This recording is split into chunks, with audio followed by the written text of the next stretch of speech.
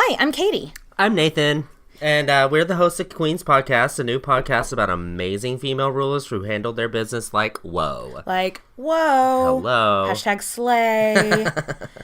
You're tuned in to the History of Ancient Greece podcast. Ryan has graciously asked us to do this intro for him. What that was really nice of him. What a sweetheart. What a stand-up guy. I'm sending him a cocktail right now. Oh, cheers to Ryan. Hey, Cheers, here you Ryan. go. Hello. Hey, Nathan. Hey, Katy. Did you know that throughout history, just as many women as there were men? I'm not so sure about that. Like, I think so? Like per capita? I'm like 95% sure that there were plenty of women back then. Okay, according to history books. This is surprising. I know, right? And that's why we're here. Queen's Podcast wants to bring amazing women out of the history books and into real life. Like Queen Artemisia. Oh, taking it way back. Well, Hello. it is a podcast about ancient Greece, isn't it? Do you know anything about this queen? I don't know. Give me a summary. Okay, well, she was a queen in her own right in ancient Caria? It's in Turkey. Her height and fame was in 480 BC. Nice. And she fought the Persians, or for the Persians, This is not Sparta. No, it's not. She fought for the Persians and was famous for being a badass advisor to King Xerxes when women were not really warriors at the time. Get the job done. Yeah, she was a key player in the Battle of Salamis. Ooh, wait, what battle? Salamis. You know what? I think that exact battle is what Ryan's going to talk about today. Oh, well, I mean, I just come on. I can't wait to learn more. Let's bring it. Pins and needles I am on. All right, so hang tight. Ryan's going to teach you all about that. So we're Queen's Podcast. Where can they find us, Nathan? Well, they can find us at queenspodcast.libsyn.com. Twitter, Queens_podcast. Facebook. Queen's Podcast. I mean, iTunes, Google Play. You are smart people. I feel like you can look up Queen's Podcast. You can find us. But, all right, I'm ready to learn all about this battle. Let's go. Yes. Hello, and welcome back to the History of Ancient Greece, Episode 38, Behind the Wooden Walls. With the destruction of the Greek rearguard at Thermopylae, the Greeks immediately ordered their fleet to retreat to Salamis, as holding the Straits of Artemisium now no longer held any strategic purpose. And so Themistocles ordered his men to slaughter what they can of the Euboean flocks, and to light fires in order to hide their departure. The Corinthians left first, while the Athenians were last. Along the way, Themistocles had tasked various Athenian ships to leave inscriptions addressed to the Ionian Greek crews of the Persian fleet on all springs of water that they might stop at in order to gather drinking water, asking them to defect to the Greek cause, or at least to hang back and not fight for the Persians. Even if this did not work, Themistocles apparently intended that Xerxes would at least begin to suspect the Ionians, thereby sowing dissension in the Persian ranks, and thus causing to keep them out of the battle. The Persians were then alerted to the withdrawal of the Greeks by a man from Histiaea, a northern Euboean coastal town, who rowed a boat to Aphetai. But they did not at first believe him, suspecting it to be some sort of a trap. And so they sent some ships to see if this was the case. And finding that the man had spoke the truth, the whole fleet set sail for Artemisium in the morning. The Persians then sailed on to Histiaea and sacked the northern coastline of Euboea. While there, Xerxes then sent a herald notifying the fleet of his victory at Thermopylae, and so the fleet then sailed to where his army was encamped on the Malian coastline. With no Greek army or navy to stop him, Xerxes was now unimpeded to continue southward with his army and navy to subdue more Greek territory. As he advanced to focus, the Thessalians were more than willing to act as his guide, due to their bitter hatred of the Phocians. And so, the Persians set about ravaging and burning the 12 towns in Phocis, even plundering and putting to the torch the famous and wealthy sanctuary of Apollo at Abai. They also killed many Phocian women near Mount Parnassus, by what Herodotus describes basically as gang rape. Next, Xerxes divided his army into two and sent the main force to sweep through the Boeotian countryside, and another much smaller force to sack and pillage the sanctuary of Apollo at Delphi. All of Boeotia submitted to Xerxes' army, with Alexander of Macedon doing the negotiating, and thanks to him, they were spared. Meanwhile, the other half of the Persian army was on its way to Delphi. When the Delphians became aware of this, they panicked and consulted the oracle about whether they should carry off its treasures. She told them to leave it put, and that Apollo was quite capable of protecting his own property. And so with that, the Delphians loaded their women and children into ships and sent them across the Corinthian Gulf to Achaia, while most of the men climbed to the peaks of Parnassus and took their belongings to the Corycian cave, while some retreated to Amphissa in Locris. When the Persians arrived at the sanctuary of Athena Pronea, which was the lower sanctuary at Delphi, before one would ascend the mountains to the sanctuary of Apollo, thunderbolts out of the heavens struck down among them, and from Mount Parnassus 2 peaks broke away, falling down with a deafening crash. A great shout and battle cry then arose out of Athena's temple. At least this is what Herodotus records. The Persians, though, were naturally terrified. Realizing this, the 50 or so Delphians who stayed behind in the sanctuary of Apollo ran down the mountainside and killed a number of them. The Persian survivors fled straight for Boeotia. Meanwhile, the Spartans had finally mobilized their full army after the Carnea had ended and were ready to fully commit themselves to the fight under their new king, Cleombrotus, who was the younger brother of Leonidas. He ruled the Aegeid line from 480 to 479 BC, while acting as a regent to the young son of Leonidas, named Plistarchus. At this point, the Peloponnesians actually appeared willing to abandon Athens. While Xerxes was ravaging Boeotia, rather than marching north to save them, they spent their time erecting a wall across the Peloponnese and destroying the Scaronian Road, the one good road that ran through Corinth and Megara. The Scaronian Road is thought to have had precarious sections of narrow ledges high up over the sea on the face of an almost sheer cliff, which, like Thermopylae, would make it quite easy to block. If the Persians were going to continue south, the Peloponnesians wouldn't make it easy for them, while hanging their Greek allies out to dry. If this was their grand strategy, though, by just protecting themselves and keeping the Persians out of the Peloponnese, it was flawed, because they needed to have a strong enough of a fleet to prevent the Persians from transporting troops across the Saronic Gulf. So they needed Aegina, Megara, and Athens, who possessed the largest portion of the ships. By this point, Xanthippus and Aristides had arrived back in Athens after being recalled from their ostracized exile. The rival politicians settled their differences with Themistocles and prepared for war. Herodotus says that it was after the Athenians learned of the Peloponnesian army's abandonment of them and their building of the Isthmus Wall that they started preparing for the evacuation of Attica. Some of the die-hard conservative Athenians refused to evacuate the city, though. However, most finally relented when Miltiades' son, Cimon, led a group of wealthy horsemen up to the Acropolis to lay down their bridles in front of the temple, a symbolic gesture saying that the war would be fought at sea. Then Themistocles decreed that the city should be entrusted to Athena. Aside from some temple workers, priestesses, and a few who just flat out refused to leave, the women and children were evacuated to Troezen in the Peloponnese, and the old men and possessions to Salamis and Aegina, with the aid of the newly arrived fleet from Artemisium.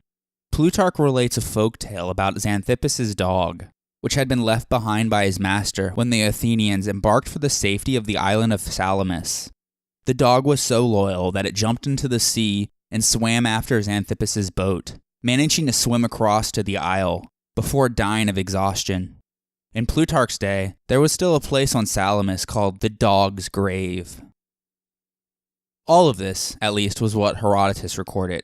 But a discovery of an inscription at Troezen, allegedly reproducing the decree of Themistocles, tells a different story. It conflicts with Herodotus' account on 2 very important points. First, it authorizes the mass evacuation of Attica before the Battle of Thermopylae. Second, it orders only 100 Athenian ships to sail to Artemisium, instructing the other 100 or so to remain around Salamis and the rest of Attica. In Herodotus, the evacuation of Attica was an emergency measure after the fall of Thermopylae, and a matter of improvisation by individuals, not organized by the state. And the whole of the Athenian fleet was sent to Artemisium, with the exception of 53 triremes that joined later during the 3 days of fighting. If this decree is authentic, then it is clear that the Athenians had no confidence in the commitment and ability of the Spartans to hold Thermopylae, and that the retention of 100 triremes was designed to protect Attica from an attack by a detachment of the Persian fleet, sailing around the eastern coast of Euboea, while the main Persian fleet fought at Artemisium. No consensus has been reached on its authenticity, though, but it seems to fit well with the other evidence that was given in the last episode, that the Peloponnesians weren't fully committed to defending northern and central Greece, preferring instead to defend the Isthmus of Corinth, but went along with it anyway because that was the popular consensus, and they were the leaders of the Greek army. At the same time, the Athenians picked up on this nonchalant approach and made fallback plans of their own. No matter when it happened, though, at this point, the women and children of Attica were evacuated en masse to the islands of Salamis and Aegina and the Peloponnesian city of Troezen, and all able-bodied men were put on board the ships in the Straits of Salamis. With Boeotia firmly under Xerxes' control, as they had Medized, the Persian army continued southwards towards Attica. 2 Boeotian cities in particular held the great king's ire, though, as the Persian army destroyed the abandoned cities of Thespia and Plataea, as punishment for their loyalty to the Greek cause at Thermopylae and Marathon, respectively. In due time, the Persian soldiers reached Athens, where they found another empty city, except for a handful of defenders on the Acropolis, within their wooden fortifications, built according to their interpretation to the oracle. They defended the only entrance to the Acropolis for as long as they could, by rolling large boulders down at the Persians. At the same time, Persian archers fired arrows at them from atop the hill of Ares. And so, Xerxes found himself at a standstill. But the Persians managed to find a way by scaling the steep wall on the east of the Acropolis. There was no guard posted there because the Athenians apparently didn't suspect that it was a climbable wall. And so, the defenders were overwhelmed and must have realized, at the moment before their deaths, that their interpretation of the oracle was wrong. Some chose to leap to their death from the Acropolis, while others retreated to the inner sanctuary of the Temple of Athena, Polius, where they were massacred, as the Persians didn't care about committing sacrilege to Athena. That night, after the temples were looted, the Athenian Acropolis was put to the torch. The Athenians watched with horror from Salamis, as the Persians finally got their opportunity to exact revenge for the sack of Sardis that happened almost 2 decades earlier. There are so many difficulties in Herodotus' chronology of the events leading up to the Battle of Salamis, and there are serious doubts about the number of meetings of the Greeks' councils of war, and about the reliability of the details and the portrayal of individuals' behaviors in these meetings.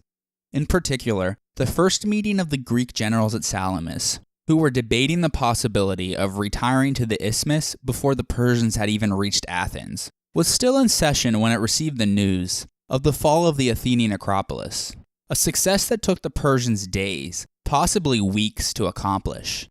In the same way, the portrayal of the Corinthians and their general Adamantus as cowards, both in the debates in the councils of war and in the actual battle, was evidently the product of a hostile Athenian tradition that reflected a hostile anti-Corinthian tradition in Athens, much later when Herodotus was writing. In fact, the Corinthians would fight very bravely. However, although the greatest caution must be exercised in the use of Herodotus here, what does emerge clearly from his account is the debate amongst the Greeks about their naval strategy, whether to stay at Salamis or to retire to the Isthmus, where the Peloponnesian League had just completed their defensive structures across the Isthmus and wanted to dig in there instead of a naval stand at Salamis. Themistocles had already earned the cooperation of the Spartan commanders through monetary persuasion, but even they were starting to waver. It was in the first council of war at Salamis that the arguments were put forward for moving the fleet from Salamis to the Isthmus, and Herodotus says that the meeting was adjourned with a majority in favor of doing such as that.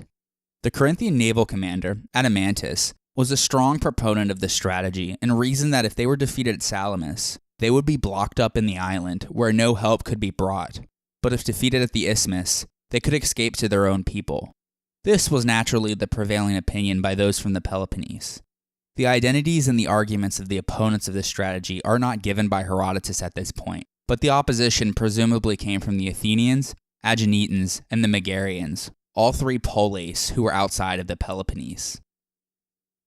Themistocles then had a conversation with an Athenian man named Mnemosyphilis, who warned him that if the Greek fleet resolved to sail to the isthmus and fight a sea battle in defense of the Peloponnese, there would no longer be a united Hellas to fight for at sea, because each man will turn to his own city, and Eurybiades would not be able to keep them together.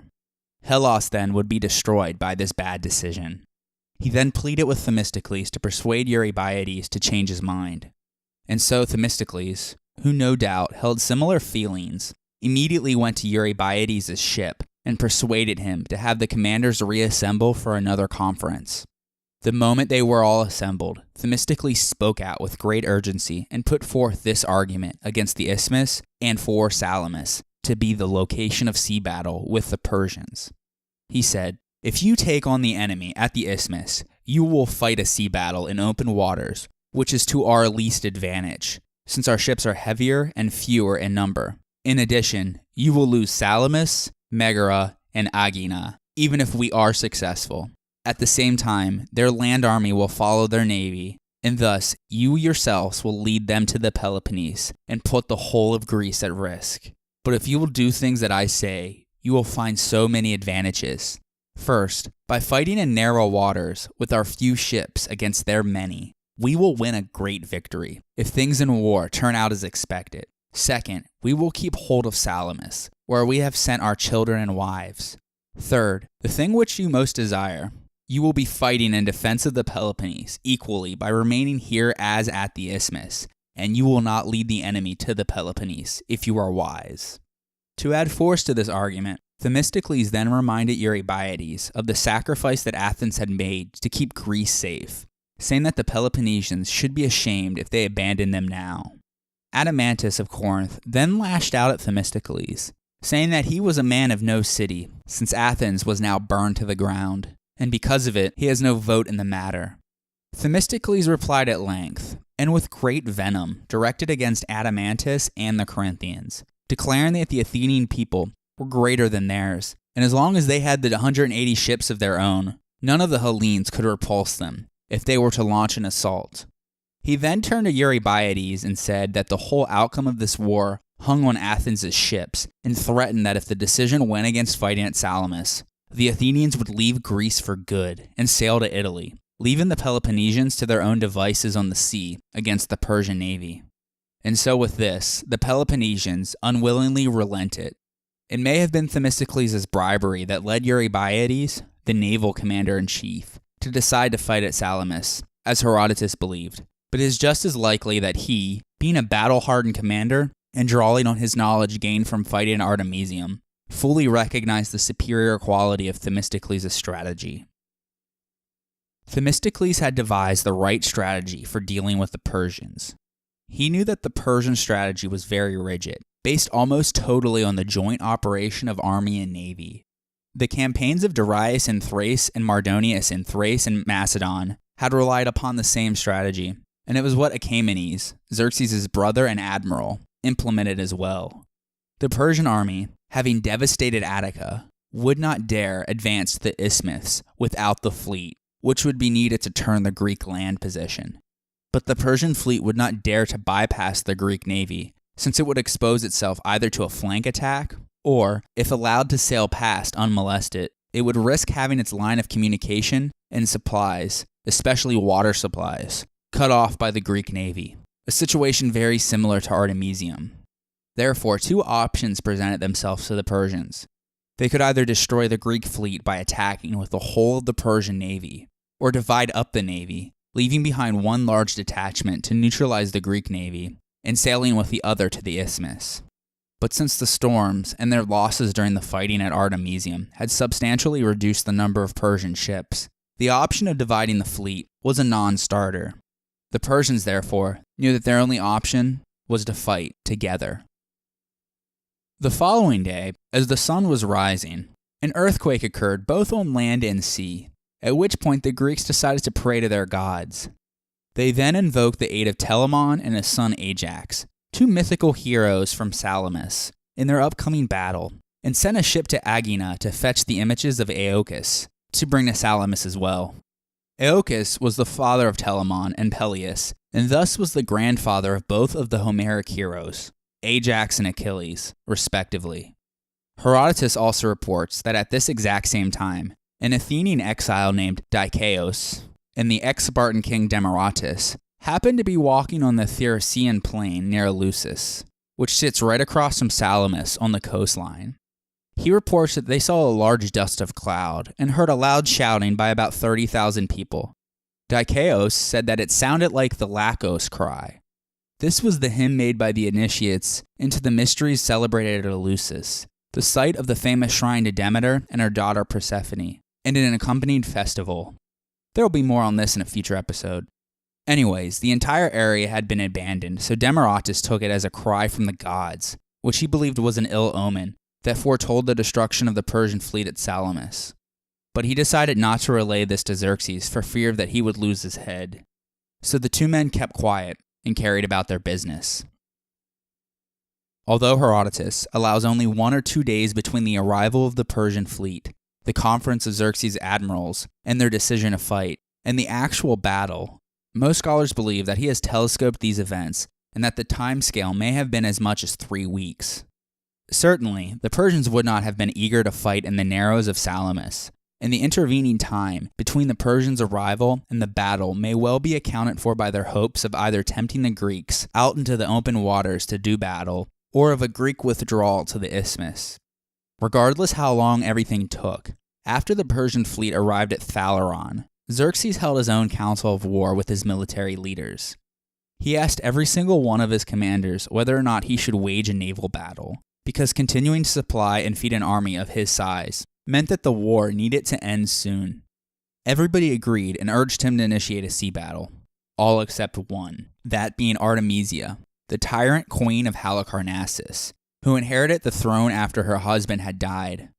Her father was the former satrap, Lygdamis. She was the only female commander and was the admiral of the fleet from Caria. She disagreed with everyone else present and instead advised Xerxes to maintain patience and starve the Greeks out, believing that the Greeks would scatter back to their own city in due time. She argued that they had twice proven dangerous when cornered, and offering them battle in the Straits of Salamis would be an unnecessary risk. Although Xerxes commended her foresight and considered her a worthy advisor, nevertheless, Xerxes and his chief advisor, Mardonius, sided with the majority and pressed for an attack. Xerxes was convinced that they would succeed this time, since he would be present, as he was with the army at Thermopylae, and not the fleet at Artemisium. He would watch on a nearby cliffside on Mount Agaleo, overlooking the straits, upon his large wooden throne. He would also be able to notice the commanders who performed particularly well and stress to them that failure wasn't an option. It is difficult to explain exactly what eventually brought about the battle, assuming that neither side simply attacked without forethought. Clearly, though, at some point just before the battle, new information began to reach Xerxes of rifts in the Greek command, and that the Peloponnesians wished to evacuate from Salamis while they still could. This alleged rift amongst the Greeks may have simply been a ruse in order to lure the Persians to battle. Alternatively, this change in attitude amongst the Greeks, who had waited patiently off the coast of Salamis for at least a week while Athens was captured, may have been in response to Persian offensive maneuvers. Possibly, a Persian army had been sent to march against the isthmus in order to test the nerve of the fleet. Either way, when Xerxes received this news, he ordered his fleet to go out on patrol off the coast of Salamis and block the southern exit.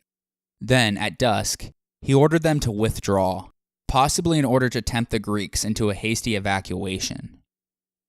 The catalyst for the battle is described in both Herodotus and Aeschylus in his play titled The Persians, and appears to have happened thanks to Themistocles' spectacularly successful use of deception and misinformation, psychologically exploiting Xerxes' desire to finish the invasion of Greece. When Xerxes had sent his fleet to patrol off the coast of Salamis before ultimately withdrawing, as we previously mentioned, the Peloponnesians at Salamis became unnerved and called together another assembly to debate whether to stay and fight or retreat to the isthmus. That evening, when it became clear that Themistocles was losing the dispute and would be outvoted, he withdrew from the conference, without being noticed somehow, and under the cover of darkness, he sent a household slave of his, named Salamis, with an urgent message to Xerxes, proclaiming that Themistocles was on the Persian side, unbeknownst to the other Greeks, and preferred that the great king's affairs prevailed, not those of the Greeks. He also told him that he needed to attack the Greeks now, while they are in disarray, and that the Peloponnesians were preparing for an evacuation that night. If he would set a trap by blocking the straits, it would all be over for the Greeks. And with that, Salamis departed back to Salamis. In performing this deception, Themistocles was trying to bring about the exact opposite. He wanted to lure the Persian fleet into Salamis. The message also may have had a secondary purpose, namely that in the event of a Greek defeat, the Athenians would probably have received some degree of mercy from Xerxes, since Themistocles had indicated their readiness to submit. Anyways, this was exactly the kind of news that Xerxes wanted to hear, and he took the bait. Hook, line, and sinker. And so, that night, he sent out his fleet to block the straits at Salamis. He also sent around 400 troops to the small island known as Psytalia, or modern-day Lipsokutali, in the middle of the entrance of the straits, in order to kill or capture any Greeks who tried to flee, or as a result of shipwreck or grounding in the ensuing battle. Many scholars have doubted the authenticity of this story, particularly because flight by the Greeks to the Isthmus would have suited Persian strategy perfectly. Whether the story about Themistocles' message is true or not, there were sound strategic reasons why the Persians had to attack. The sailing season was coming to an end, and if the issue was not resolved, the Persian fleet and army would be forced to retire to Thessaly for winter quarters in order to have an adequate supply of grain. In this situation, Xerxes would have little to show for the year's campaign, except for the defeat of a small portion of the Greek army at Thermopylae and an indecisive outcome at Artemisium, while the bulk of the Greek forces remained intact and still dangerous. Furthermore, he would have had to surrender his control of central Greece, possibly having to face a repeat of Thermopylae and Artemisium, but this time it would be against a larger and better prepared Greek force. For the Persians, a victory at Salamis before the onset of the winter gales would lay the perfect foundation for their land campaign into the Peloponnese the following year. Anyways, while all of this was happening, Themistocles had rejoined the Greek war council that was still heatedly debating their next course of action. They were almost about to pull the trigger and order an evacuation when Aristides arrived from Aegina with news that the Persian fleet had moved out from where they were docked at Phaleron and were heading to the straits. The Peloponnesian commanders did not believe Aristides, though, until a Persian ship filled with deserters from Tenos arrived to confirm the news. At that moment, the Peloponnesians finally accepted that they could not escape and had to fight at Salamis in order to survive. There were two entrances into the straits, and separating them was the island. If the Persians went on the offensive, the Greeks would have nowhere to retreat, but Themistocles' strategy depended on this. He wanted to lure the Persians into the straits, and so we can only imagine that Themistocles was happy to hear that the Persians were walking right into his trap. Some scholars have argued that since the Peloponnesian commanders didn't seem to be shaken by this news and didn't panic at all, that they must have been in on Themistocles' ruse all along. Although Herodotus, who likes to sensationalize events, says that it was at this moment that Aristides happened to return from ostracism, it seems way more probable that he had already returned and had been sent with the ship that was ordered to fetch the sacred images of Akos from Aegina, and that he was one of the 10 Athenian strategoi. Anyways, the Greek navy, though, had the ability to rest and prepare properly for battle that evening, while the Persians spent the night fruitlessly at sea, searching for the alleged Greek evacuation and getting into their positions. At dawn, after a rousing speech by Themistocles, the Marines boarded the ships, and the fleet sailed out to their position. The Persian fleet had arrived earlier that night and blocked off both entrances into the bay. Seeing the Greeks put out to the sea, they then rowed into the straits to attack the Greek fleet. It is not clear when, why, or how this decision was made, but it is clear that the Persians were the ones to take the battle to the Greeks by sailing into the straits. Herodotus reports that with the addition of all of the new triremes from other Greek cities, the fleet now totaled a number of 380 ships, 180 of them being Athenian. According to the Athenian playwright Aeschylus, who actually fought at Salamis, The Greek fleet numbered 310 triremes, with the difference being in the total number of Athenian ships. After a series of storms and their losses at Artemisium, the Persian fleet probably numbered around 800. Regardless, the Persians still held a significant advantage. As the Greek triremes rowed out to meet the oncoming Persian fleet, the Spartans were on the right flank, the Aeginetans in the dead center, and the Athenians on the left, and the other Greek contingents filled in between them. The Greek fleet probably formed into two ranks, since the straits would have been too narrow for a single line of ships. Herodotus has the Greek fleet in a line running north to south, probably with the northern flank off the coast of modern-day St. George's Islet, and the southern flank off the coast of Cape Vivari, near Salamis. It seems likely that the Persians pivoted their fleet off the tip of Cape Vivari, so that from an initial east-west alignment, which blocked the exit, they came around to face the Greeks in a north-south alignment. According to Aeschylus, the Persian fleet was formed into three ranks of ships, with the powerful Phoenician fleet on the right flank, next to Mount Agelio, where Xerxes was stationed on his giant throne, the Ionian contingent on the left flank, and the other contingents in the center. Few Ionians had actually heeded Themistocles' earlier plea to either join them or fight like cowards, though. Diodorus says that the Egyptian fleet was sent to circumnavigate Salamis and block the northern exit from the straits. If Xerxes wanted to trap the Greeks completely, this maneuver would have made sense, especially if he was not expecting the allies to fight. However, Herodotus does not mention this and even seems to allude to an Egyptian presence in the main battle, leading some scholars to dismiss Diodorus' account. Herodotus recounts that according to the Athenians, as the battle began, the Corinthian commander, Adamantos, became utterly terrified, and so he ordered his ships to hoist their sails and began fleeing away from the battle through the north end of the straits. However, he says that all the other Greeks denied this happening. Furthermore, a fragmentary inscription of Plutarch, from his On the Malice of Herodotus, supports the Corinthian role in the battle, saying that they captured Persians and Medes, thus showing there are awkward holes in Herodotus' account. Once again, this slander against the Corinthians was probably a later Athenian rumor that they had spread against a future enemy. If this did in fact occur, though, one possible interpretation is that these ships had been a decoy sent to investigate the northern exit from the straits, in case the arrival of the encircling Egyptian detachment was imminent, if indeed that also occurred. Another possibility, which is not exclusive of the former and was put forth by Plutarch, is that the departure of the Corinthians was a predetermined plan in order to trigger the Persians into the strait to begin with, because this action may have suggested that the Greek fleet was indeed disintegrating.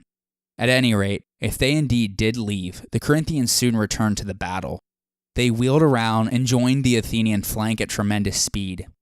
Anyways, as the Persians advanced though, the Greeks backed up closer to the shore, forming a U-shaped and tight-lined battle formation, with every ram pointing directly at a Persian ship.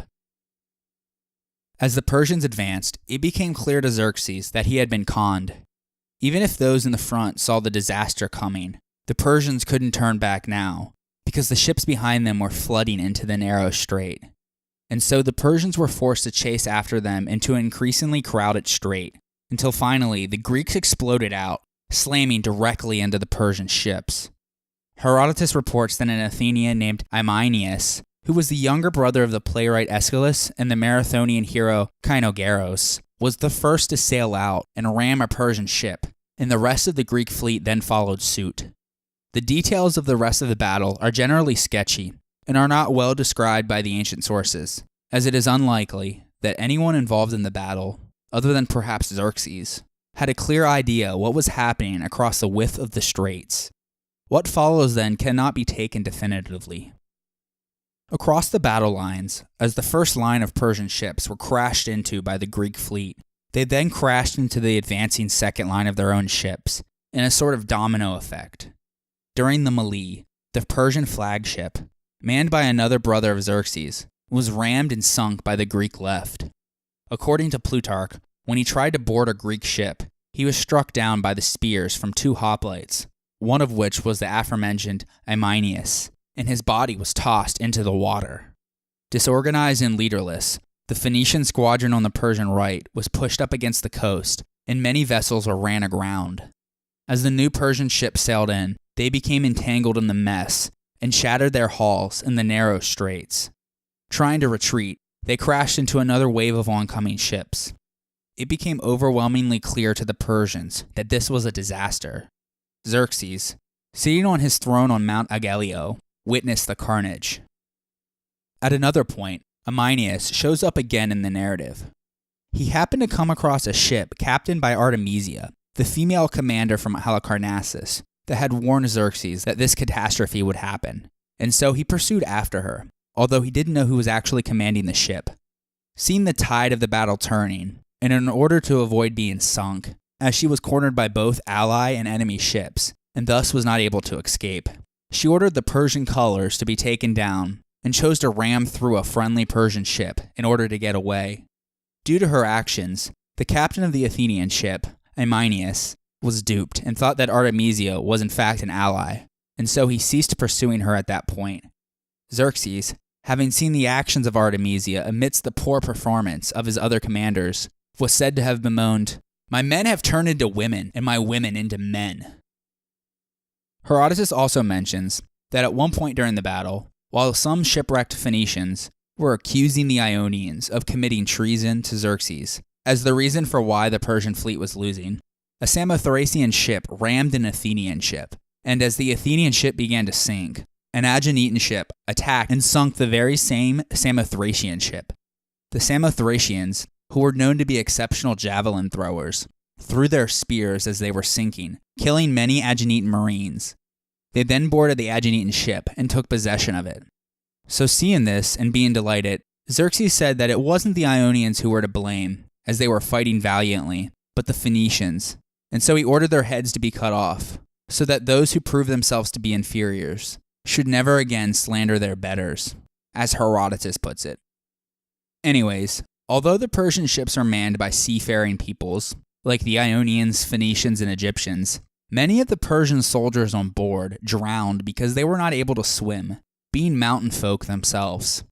If they somehow made it onto the shore, Greek reserves were there to cut them down. The Persian fleet at one point tried to retreat towards Phaleron, but according to Herodotus, the Aeginetans ambushed them as they tried to leave the straits. The remaining Persian ships limped back to the harbor of Phaleron and to the shelter of the Persian army. The Athenian general Aristides then led a detachment of local Salaminian hoplites across to the small island of Psytalia to slaughter the garrison that Xerxes had left there. By late afternoon, the battle was over. The Persians had lost around 200 ships, compared to just 40 by the Greeks, in addition to a countless number of men.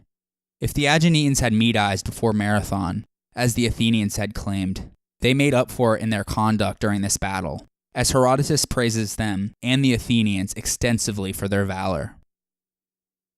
After the battle, a west wind carried the wreckage to the shores of Cape Coleus in Attica. When Xerxes realized the severity of this disaster, in his anger, he turned his rage on his Phoenician captains and ordered them to be executed. The problem is that this horrified the rest of the Phoenicians. So that night, they sailed home, taking with them the best of the sailors and ships in the fleet. Although Xerxes pretended that he was ready to continue fighting, he had already decided that his best chance of defeating the Greek fleet had gone by. He was far more worried that the news of this defeat would encourage the revolt of the newly conquered cities in Macedon and Thrace, and especially the Asiatic Greeks. Herodotus says that Xerxes was fearful that the Greeks back in Ionia, who contemplated destroying his father's Danube bridge once before, would become emboldened by this recent Greek victory and actually pull the trigger this time and destroy his Hellespont bridge, thus trapping him in Europe. So he made plans to retreat, but because he did not want his plans to be detected by the Greeks, or his own men in fact, he began to construct a causeway from Attica to Salamis by tying together Phoenician merchant ships to serve as a sort of pontoon bridge and a wall, and began to make preparations as if he was actually preparing to wage another naval battle. Very few modern scholars actually believe Herodotus' story here, as the construction of a causeway between Salamis and Attica would have been both pointless and impossible.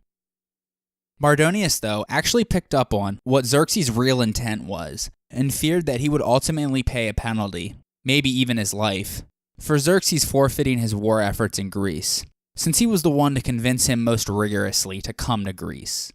And so he advised Xerxes not to be discouraged, as only their allies on sea had been defeated, but not the Persian army on land. He then offered, should Xerxes decide to return to Persia, to continue their advance and conquer the Greeks in his name. Xerxes then thanked Mardonius and considered what he should do, even seeking out the advice of Artemisia on this matter.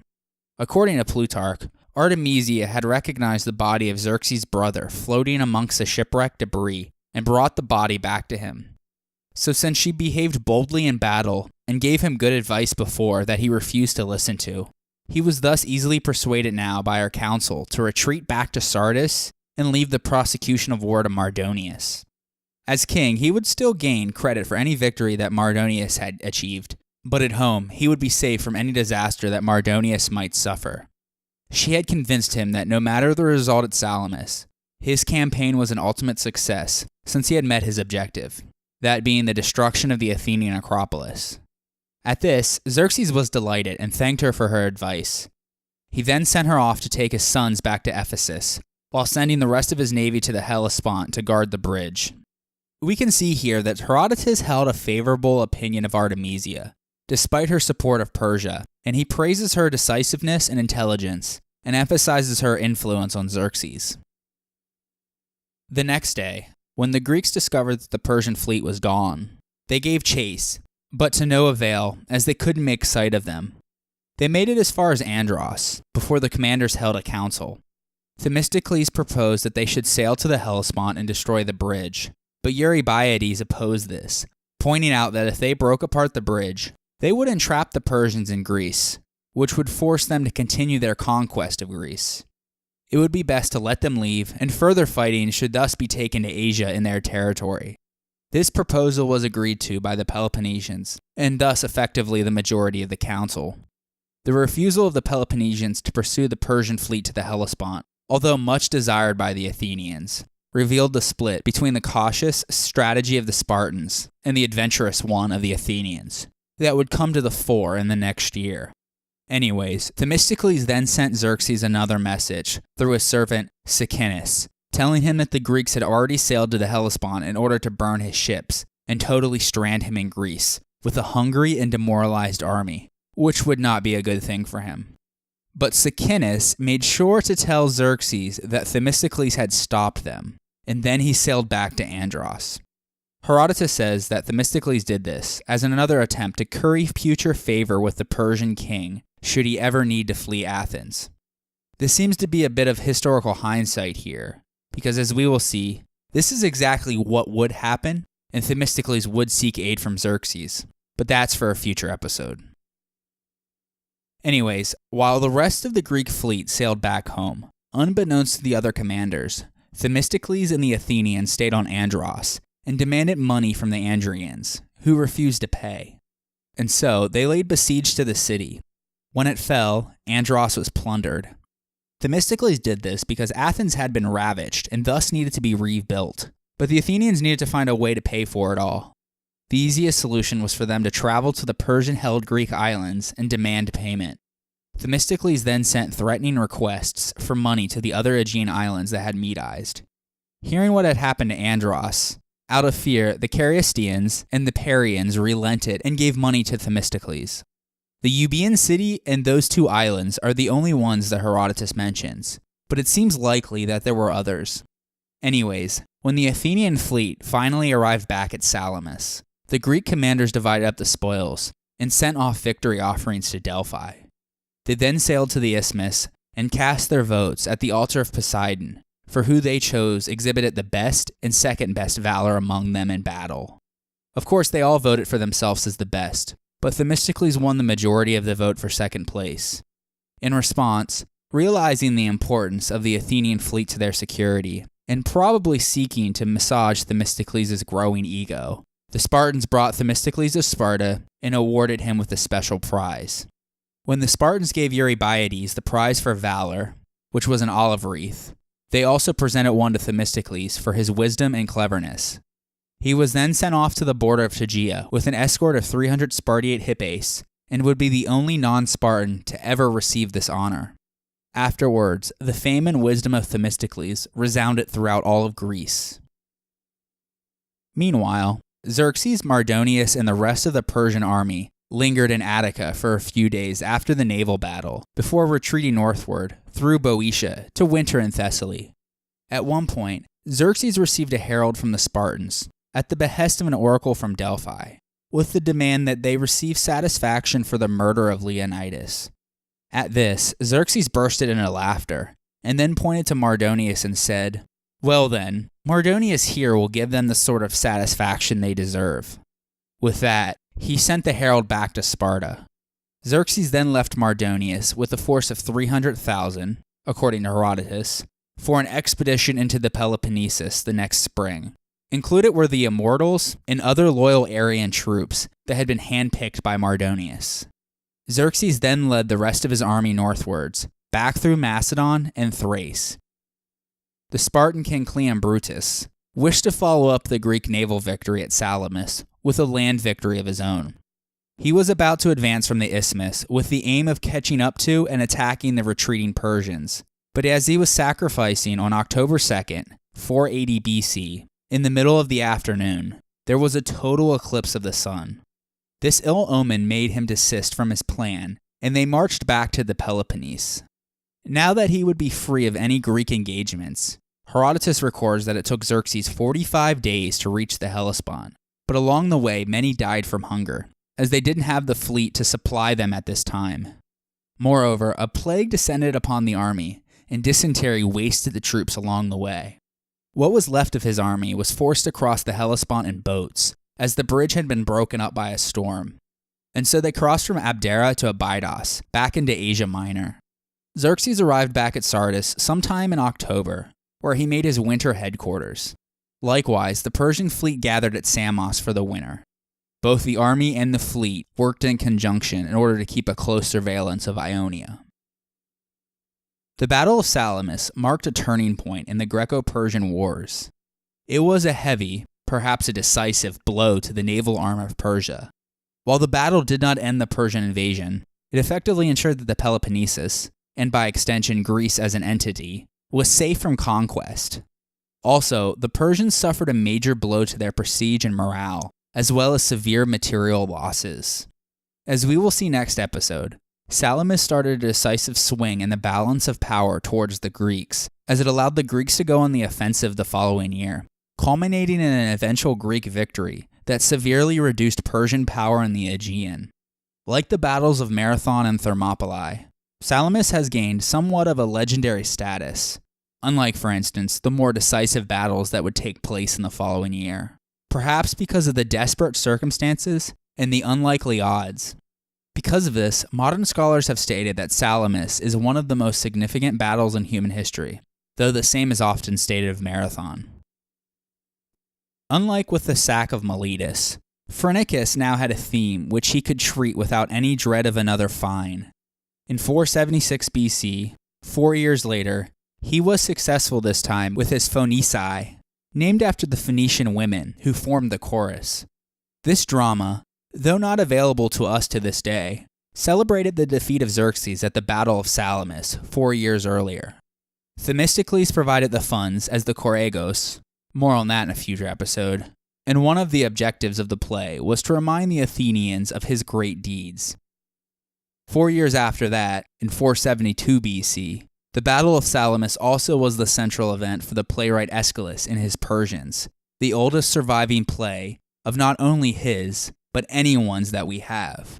He fought at Marathon and may have been an eyewitness at Salamis. In the play, at one point, when a messenger is reporting to Xerxes' mother, he claims that as the Persians approached, they heard the Greeks singing their battle hymn, or paean, and right before the two fleets collapsed on each other, a Greek shouted, "Sons of the Greeks, forward! Liberate your country, liberate your children, your women, and the temples of your gods, and the graves of your ancestors. This fight is for everything." Later in the play, Aeschylus describes the scene after the battle quite vividly, saying, "The sea was full of wreckage and blood. The beaches and the low rocks were covered in corpses. Every ship rode in a disorderly rout, every one of the Persian fleet. the Greeks struck and chopped with fragments of oars and bits of wreckage, as though the Persians were tunny or a shoal of some other fish. Wailing and shrieking covered the sea until dark night put an end to it. I could not finish telling you of the terrible happenings, even if I were to relate them for 10 days. Of one thing you can be sure, never in one day did such a multitude of men die. In his play, Aeschylus celebrated the values for which the Athenians fought, those being liberty as opposed to slavery, and responsible democratic government as opposed to capricious autocracy and monarchy. The Persians was played in Athens at the city Dionysia 8 years after Salamis in 472 BC, with the Choregos being a young Pericles, the son of Xanthippus. Likewise, there will be more on this in a future episode. Herodotus depicts Xerxes as an impious madman who was responsible for initiating the decline of Persia. Xerxes' chief character flaw, in Herodotus' view, was hubris. Like Croesus, Xerxes imagined himself on the same level as the gods. He even dared to bridge the formidable Hellespont and whipped it for not obeying him. And so, in Herodotus' account, the gods aided the Greeks in defeating Xerxes, and at Salamis, he was thought to have earned his deserved humiliation. Militarily, it is difficult to draw many lessons from the naval battle at Salamis because of the uncertainty about what actually happened. Just like at Thermopylae, the Greeks chose their ground well, as the straits neutralized the overwhelming Persian numbers. But this time, unlike at Thermopylae, the Greeks had to rely on the Persians launching an unnecessary attack for their position to count. Since it brought about that attack, perhaps the most important military lesson is to be found in the use of deception by Themistocles, to bring about the desired response from the enemy. Most importantly, though, a decisive Greek victory vindicated the naval strategies implemented by Themistocles.